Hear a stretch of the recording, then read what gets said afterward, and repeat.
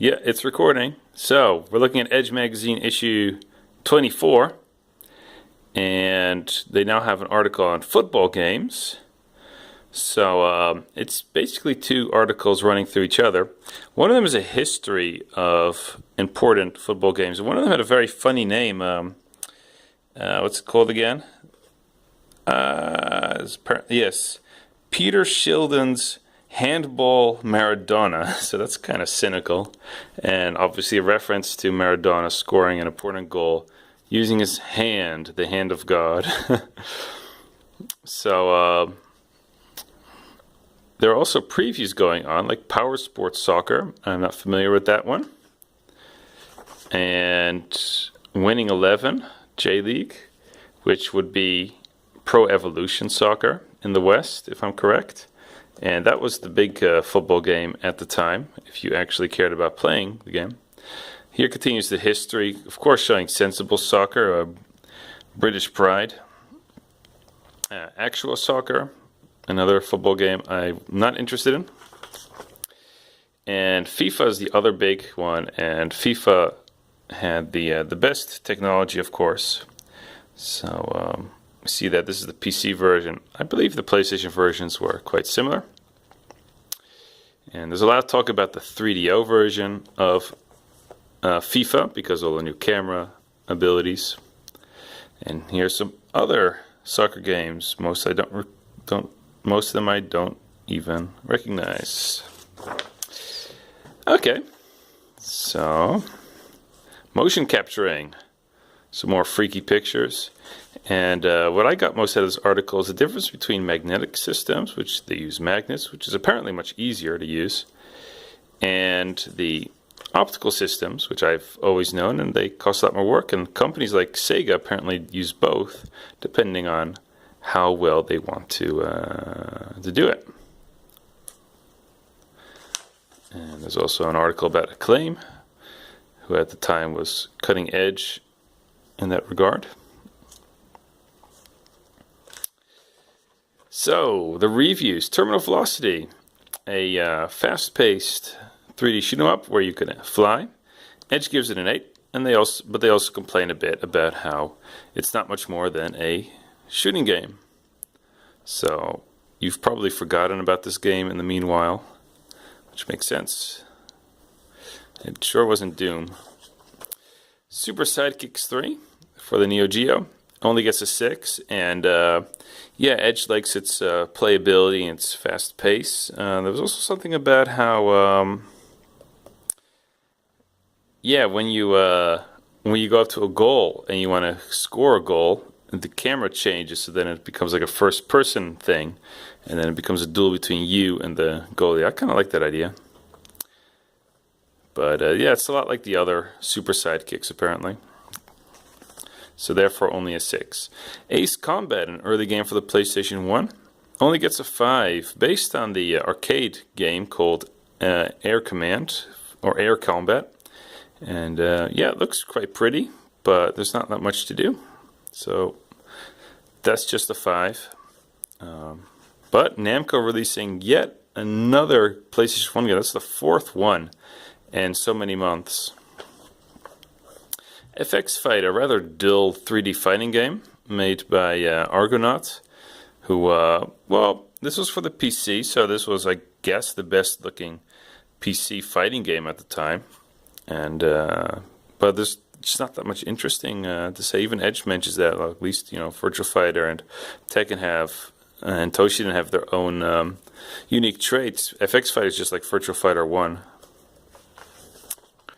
Speaking of which, here's the remix, which has better looking graphics using texture mapping and taking out a lot of little bugs. Edge still gives it a 9. It's kind of high. But yeah, it's Virtua Fighter 1, but slightly better. This was a disappointment. I've never been a fan of the Shinobi series. I've always found them a bit canned. I prefer the gameplay of the 2D Ninja Gaiden games, which is ironic because I prefer Shinobi on the PlayStation 2 to the Ninja Gaiden games on the Xbox. But yeah, this version also apparently wasn't very good. Edge only gives it a 4, and they say this could have also been done on the Mega Drive. Of course, there are graphical things that can only be on the Saturn, but gameplay-wise and most visual-wise, it's simply a 16-bit game. And yeah, it's universally agreed upon that this was not a good Shinobi game. Already done with the reviews. We're checking out Oids. Now, this is a rather obscure game, somewhat popular in England. And it's kind of like a combination between Choplifter, where you have to save people, and the lunar lander physics. You have gravity and thrusts. So yeah, Edge is quite positive about it, and they say that it's failed to make the same impact as its role-playing cousin. What is the role-playing cousin then? Is it the start of the article? Oh, Dungeon Master. Yeah, because it's made by the same people who made Dungeon Master, apparently.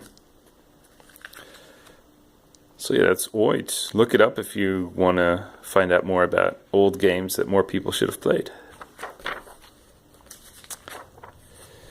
Okay, recruitment, 3D games. What will you be driving next year? So lots of ads, because the industry was growing. Shiny Entertainment with 2 pages, wow. And here we have Hiroshi Imanishi. I don't know how to pronounce his name. And he's been around with Nintendo a very long time, and he says quite outrageous things. He's full of confidence in the Super Nintendo. Let's look at the green quotes. He says, there's no 32-bit war at all. In Japan, the only console to have more than 11 million units on the market is the Super Famicom. Well, he's not looking at the future very much. He's mostly looking at the numbers for 1995, and he would be right. Super Nintendo would still be the biggest console in Japan in 1995, probably the rest of the world. And he talks about the new Dragon Quest and Seiken Densetsu 3, and of course Yoshi's Island. And he's saying, yeah, there's no competition for the Super Nintendo yet. He even goes on to say that that most game developers aren't ready yet for 32-bit, and that the 16-bit simply isn't done yet. Okay, interesting attitude. In 2 years, that would change completely. In 2 years, there will be totally no more 16-bit culture. But I love this. The Ultra 64 will have no rival hardware. With 90% of the current market in Japan, Nintendo does not have any rivals. Well, that would change soon. That would change. Well, it's a good thing. It's good to have choice, right?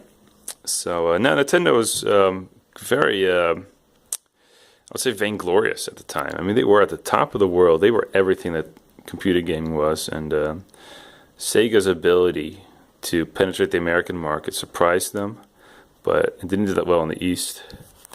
So now they really thought that all the choices were the right ones, and that they wouldn't have to worry about the other consoles. At least that's what I get out of this interview. And he says one of the things that he was right about, at least he said, well, with 100 megabits you can do all the gameplay you need. CD technology isn't necessary. That gives you more than 500 megabits. What are you going to do with that? The cartridges of the Nintendo 64 would give you all the gameplay you need. And for most games, that was the case. So, coming to an end. Q&A. I looked at this briefly, and again, rather boring questions. But one of them was somewhat enlightening. A person asked, does the Super Nintendo have better 2D capabilities than the 3DO? And Edge says yes, that's the case. The 3DO simply doesn't have all those nifty things the Super Nintendo does, which I find fascinating. So that means, I guess 3D has better 3D graphics, but its 3D graphics weren't that very strong either. So, okay, the next issue, 25, will be about getting a job in the industry. Experienced staff wanted. Well, Edge was the magazine for an industry at the time. Probably still is, but I'd like to see what it was like in 1995. So that's magazine issue 24, September 1995. And next time we'll be heading toward the end of 1995 and finally seeing the PlayStation dominate, the Saturn kicking around still at the time, and all the other systems biting the dust. So see you then.